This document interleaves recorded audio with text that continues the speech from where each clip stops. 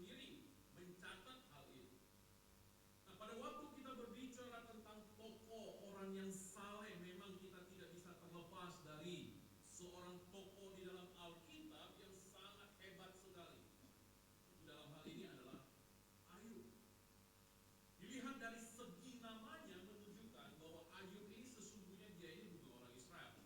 Ya, bahkan kemungkinan dia hidup di zaman sebelum Abraham, ya, zaman purba lah Bapak Ibu, pada zaman Abraham bahkan sebelumnya. Nah, seorang laki-laki di tanah Uz yang bernama Ayub ini dikatakan orang yang saleh, jujur, orang yang takut akan Tuhan, orang yang menjauhi katakan apa? Kejahatan. Jadi dikatakan bahwa dia ini adalah orang yang terkaya, Bapak Ibu. Ya, orang yang terkaya dari semua orang di sebelah timur. Dan itu dikatakan di awal daripada pasal yang pertama. Saudara, dia punya apa aja, saudara? 7 anak laki-laki, betul? 3 anak perempuan. Kata bendanya 7.000 ekor kambing domba, 3.000 ekor unta, lembu, 5.000 pasang lembu. Berarti ada 1.000 kan? Ya kan? Kalau gitu 10.000. Coba 500 pasang lembu itu 1.000 loh. Ya, 1.000. 500 keledai betina. Itu binatang, Bapak Ibu. Maka dikatakan apa? Budak-budak dalam jumlah yang besar. Tadi saya hitung-hitung iseng-iseng, ada 11.500 ekor. Kalau unta, kambing domba, lembu, semuanya totalin. Belum termasuk budak-budak yang manusia. Ada luar maksudnya. Ini mau saya repotkan. Tadi maaf ya, jual hewan korban. Satu lembu ada yang 1 ton itu harganya 120 juta. Itu jumbo itu. Anggaplah kita nggak usah bilang 120 juta, 50 juta aja itu pukul rata, Bapak Ibu. Saya nggak tahu unta itu berapa harganya. Ya, berapa ribu? 11.500 kali 50 juta. Jadi masa gitu deh, pusing kita. Ya.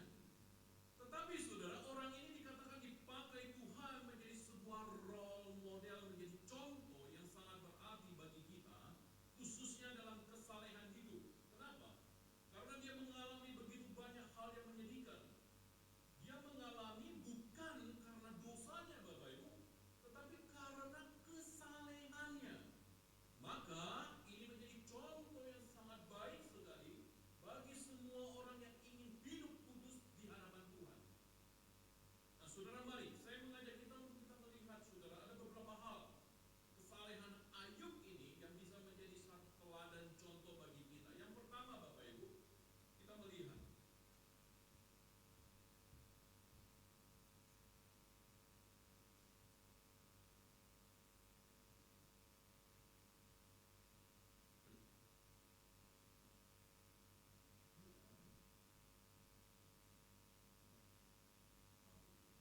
yang pertama, Bapak Ibu, kesalehan terlihat melalui hidup dan melalui tindakan, ya, tindakan dalam kehidupannya.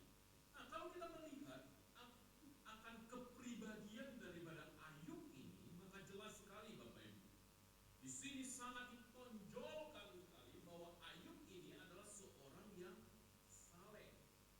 Pasal 1 ayat 1 dikatakan yang tadi kita baca bahwa dia ini saleh, jujur, takut akan Allah, menjauhi kejahatan.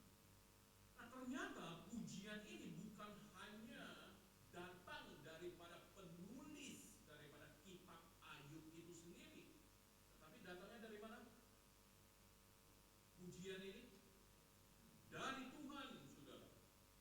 Dari Tuhan. Di dalam pasal 1 ayat 8 Tuhan katakan kepada iblis, sebab tiada seorang pun di bumi seperti dia, yang demikian saleh dan jujur, yang takut akan Allah dan menjauhi kejahatan.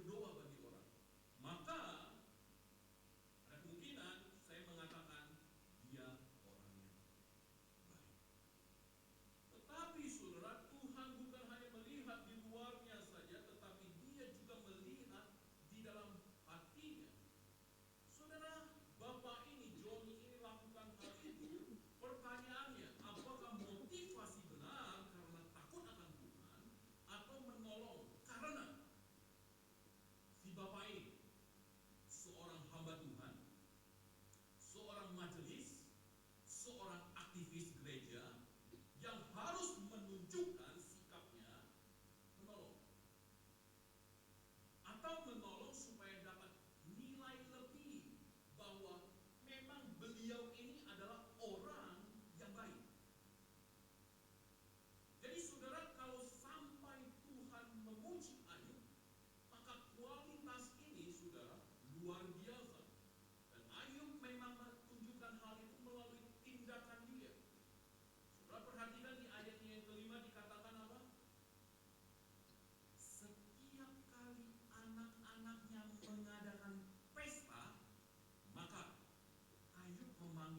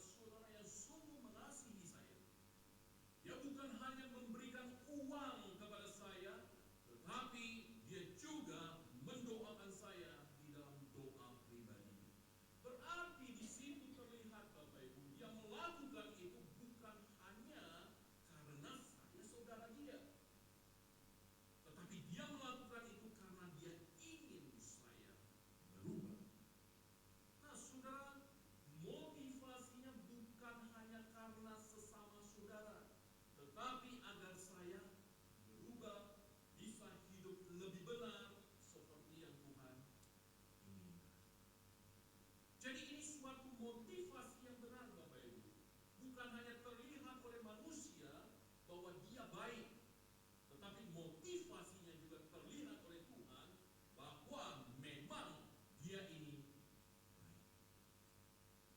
Jadi hidup saleh dilihat oleh Tuhan, juga dilihat oleh manusia.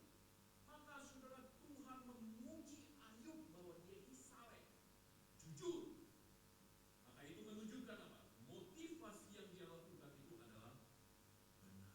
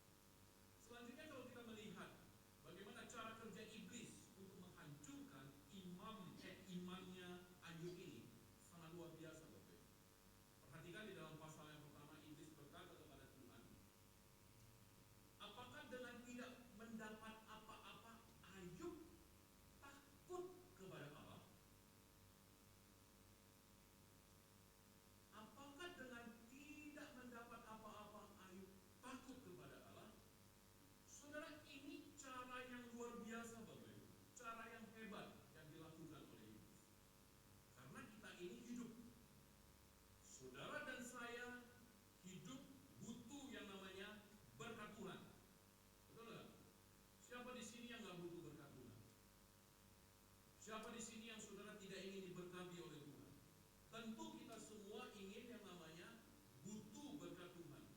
Kita hidup butuh uang, kita hidup butuh teman, kita hidup butuh pasangan kita, kita hidup kita butuh pekerjaan, kita hidup kita butuh berkat Tuhan.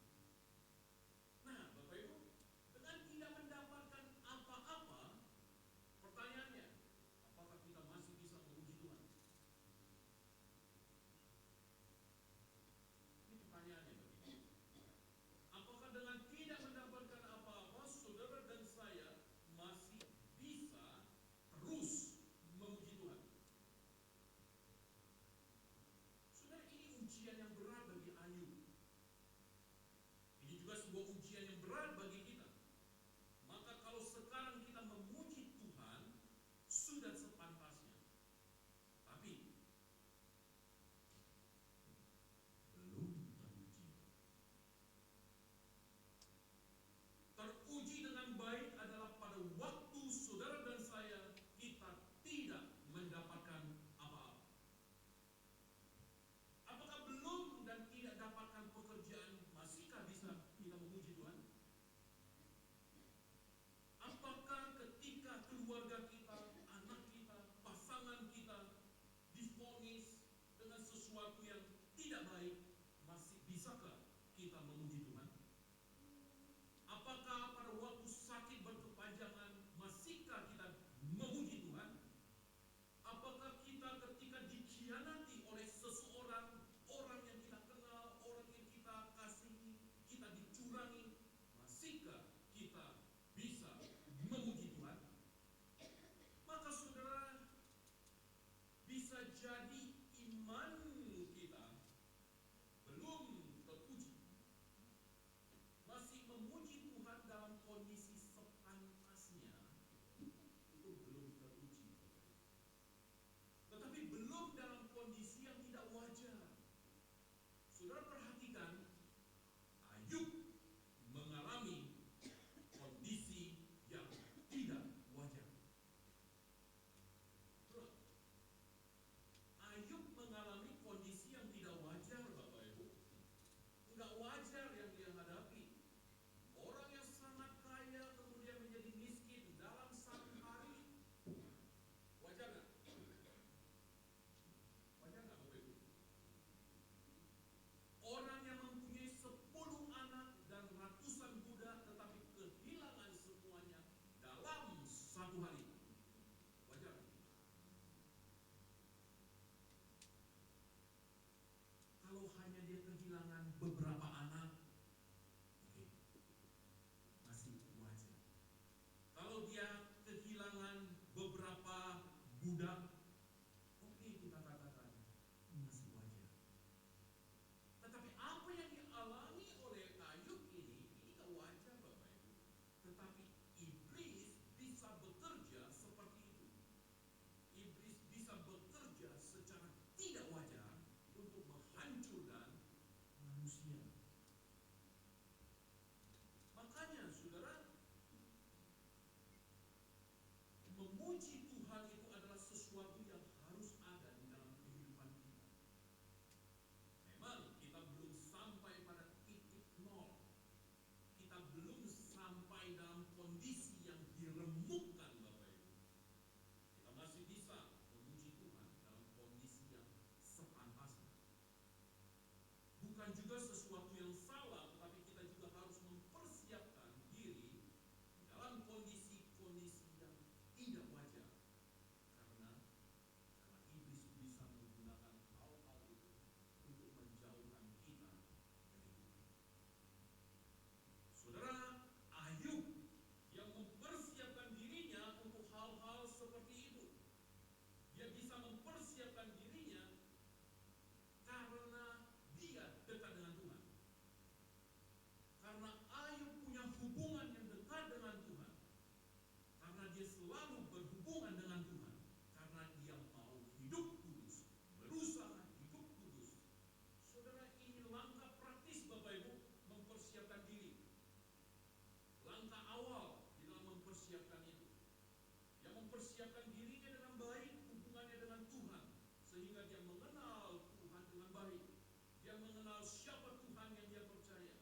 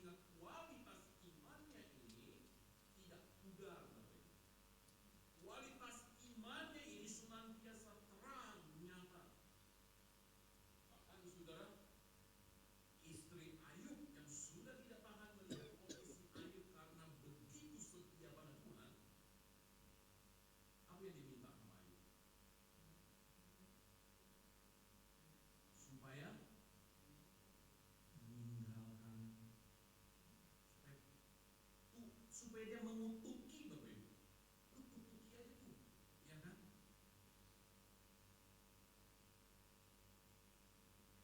Saudara, ia berteriak dengan keras agar Ayub mengutuki Tuhan. Kutukilah Tuhan. Tuhan itu nggak sayang sama kamu, ya kan? Kutukilah Tuhan, karena Tuhan itu nggak peduli, sudah nggak peduli sama kamu. Dia bukan Tuhan yang peduli kepada orang benar. Dia bukan Tuhan yang mendatangkan berkat bagi orang yang taat kepada Dia. Dia bukan lagi Tuhan itu. Ini percakapan istrinya kepada Ayub, kira-kira begitu. Ayub, lu jangan lagi percaya sama Tuhanmu itu. Lu lihat apa yang terjadi dengan lu. Lu lihat apa yang terjadi dengan kamu. Masa kamu masih percaya sama Tuhan itu? Nah, saudara, kalau kita membandingkan dengan teman-teman Ayub, ya, kalau saudara membaca selanjutnya, yang merasa Tuhan adil sehingga menghukum Ayub dengan cara seperti itu, maka Tuhan akhirnya menegur mereka. Tetapi istri Ayub tidak ditegur sama Tuhan, ya kan? Kalau Bapak Ibu baca ini, teman-teman Ayub yang bersama dengan Ayub di pasal-pasal selanjutnya ditegur sama Tuhan. Tetapi istrinya si Ayub itu enggak ditegur oleh Tuhan. Saudara, bagaimana kehidupan istrinya? Saudara, Tuhan memulihkan kembali Ayub dengan istri,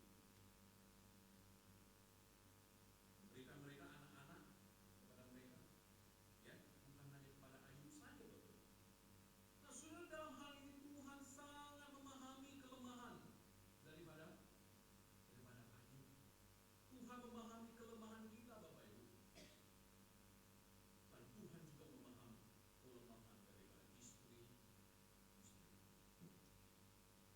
Maka saudara, mari kita teruslah memuji Tuhan karena Tuhan begitu memahami kita. Tetapi Tuhan tidak ingin sampai di situ saja. Tetapi Tuhan juga ingin agar kita mau terus bersama Dia, hidup kudus, sehingga kita memiliki kualitas iman yang akan terlihat baik dalam pandangan manusia dan maupun di dalam pandangan. Saudara, suatu waktu ada 3 orang pemuda, dan ini catat di dalam Alkitab. Hananya, Mishael, Azaria. Daniel, kan? Mereka hidup pada zaman seorang raja yang begitu keras yang bernama Nebukadnezar. Saudara, pada saat itu Nebukadnezar membuat sebuah patung yang tinggi dan meminta mereka semua orang, tanpa kecuali mereka yang bertiga, untuk menyembah patung itu. Apa yang terjadi, saudara? Ternyata ketiga anak muda ini tidak mau menyembah patung tersebut. Lalu Nebukadnezar begitu sangat marah sekali, memanggil mereka, dan dia menyuruh mereka untuk menyembah patung tersebut. Kalau tidak, maka mereka akan dicampakkan ke dalam perapian yang menyala-nyala. Nebukadnezar dia berkata begini, tidak ada satu dewa pun yang bisa melepaskan kalian dari tanganku. Ya, Nebukadnezar begitu yakin sekali, saudara. Selain dia, dewa apapun tidak akan bisa melepaskan kalian dari tanganku. Sudah, ternyata di luar dugaan, saudara. Apa yang terjadi? 3 pemuda tersebut menjawabnya seperti ini. Tidak ada gunanya kami menjawab tuanku dalam hal ini. Tidak ada gunanya kami menjawab tuanku dalam hal ini.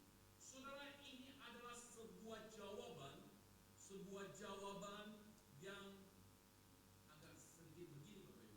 Kenapa? Karena dia berbicara di depan seorang raja. Dengan kata lain, ketiga pemuda ini menantang raja ini, Bapak Ibu. Lalu mereka melanjutkan, kami percaya bahwa Allah kami yang kami puja sanggup melepaskan kami dari tanganmu, dari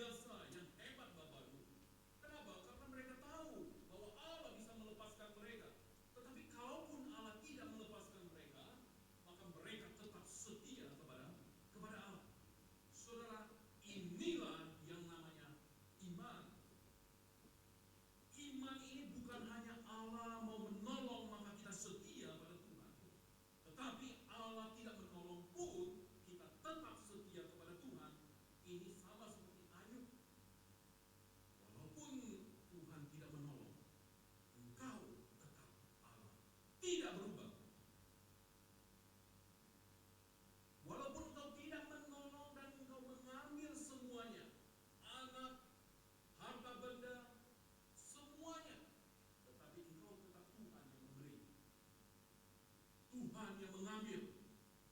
Terpujilah nama Tuhan.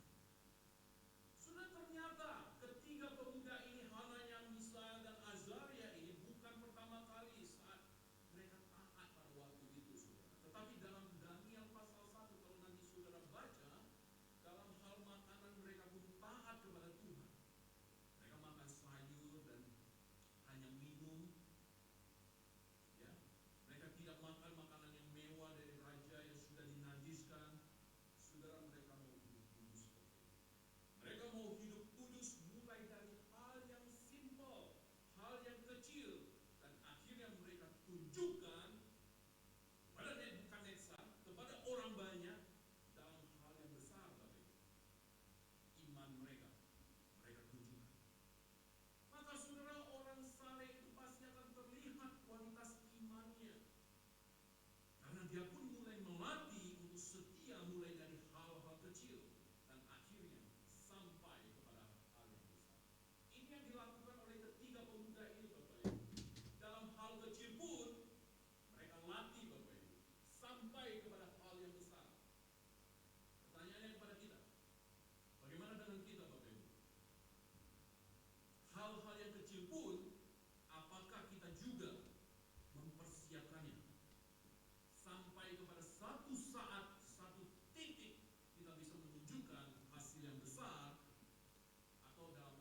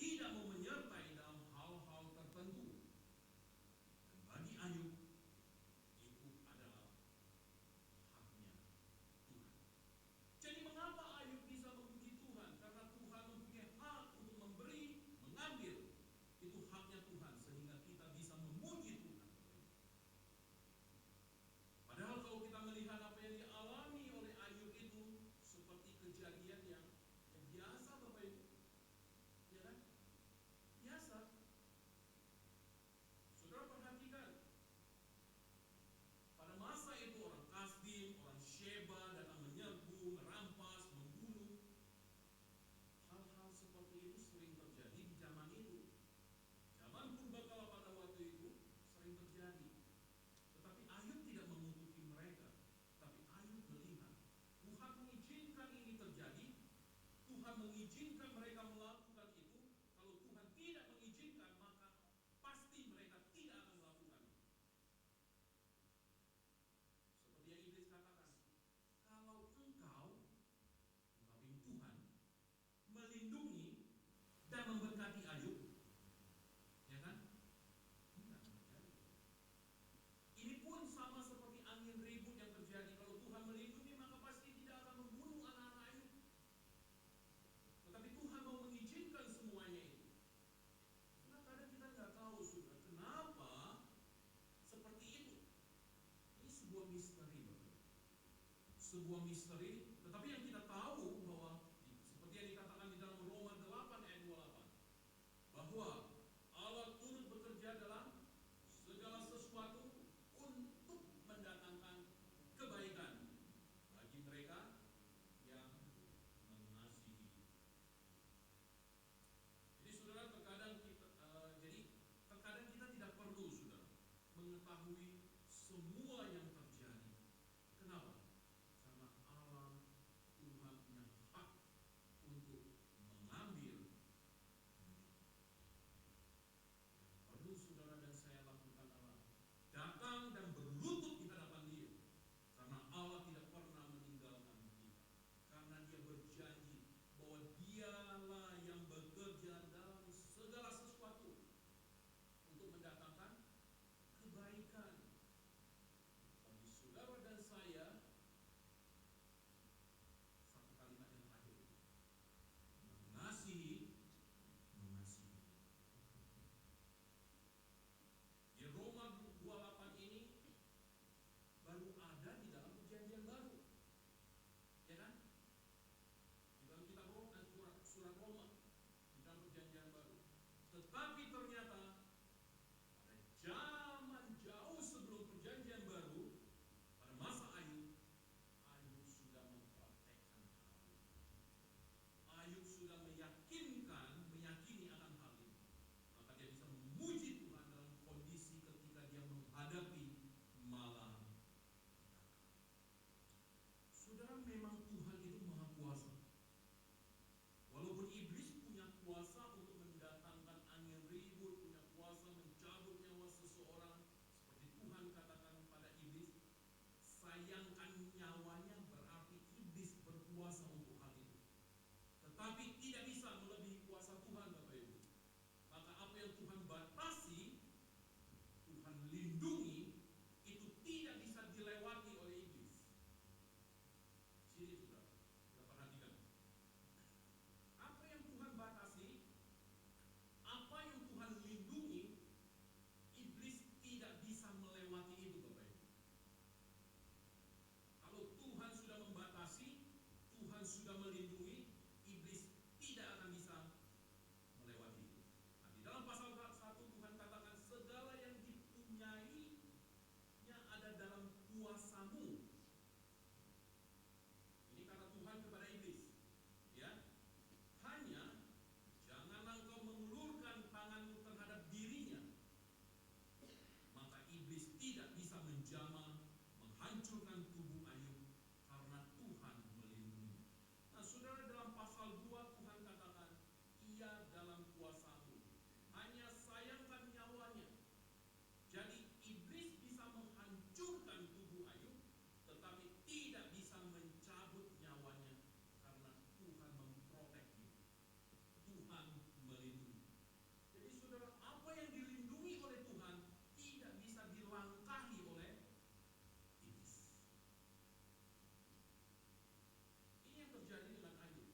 Maka Ayub punya pemahaman yang sangat baik, Bapak Ibu, bahwa semuanya itu atas persetujuan Tuhan. Semua itu adalah hak Tuhan. Kalaupun Tuhan mengambilnya, terpujilah Tuhan. Kita semua hanya bisa memuji Tuhan seperti kalau punya pemahaman bahwa Tuhan bisa melindungi, tetapi Tuhan bisa mengizinkan mengalami hal-hal tertentu. Dia punya hak, Bapak Ibu, mengambil kembali miliknya, termasuk diri saudara dan saya. Tapi yakinlah bahwa semuanya itu untuk kebaikan dari semua orang yang mengasihi. Nah, saudara, maka segala sesuatu sesuatu bisa terjadi Bapak Ibu dalam hidup kita, tetapi Tuhan tidak pernah meninggalkan kita. Karena apa? Karena Dia ingin memproses kita agar kita semakin dekat mengenal Dia. Itu juga. Saudara, apakah kita punya pengenalan dan juga kedekatan dengan Tuhan Bapak Ibu? Seberapa berat pun yang kita alami, Tuhan izinkan itu, kita menghadapi kondisi yang berat pun Bapak Ibu. Kalau kita punya pemahaman yang seperti ini, seperti Ayub, maka Bapak Ibu, yang keluar dari mulut kita itu adalah pujian, bukan makian Bapak Ibu. Berpujilah Tuhan hanya untuk kemuliaan Tuhan. Ayub meyakini bahwa Tuhan menyertai dia senang-senang. Tuhan menyertai saudara.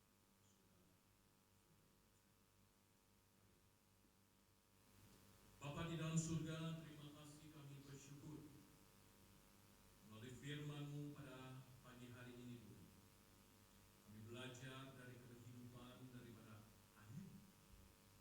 Kami melihat kehidupan, kesalehan, kejujuran. Yang bisa menerima kondisi apapun di dalam kehidupan.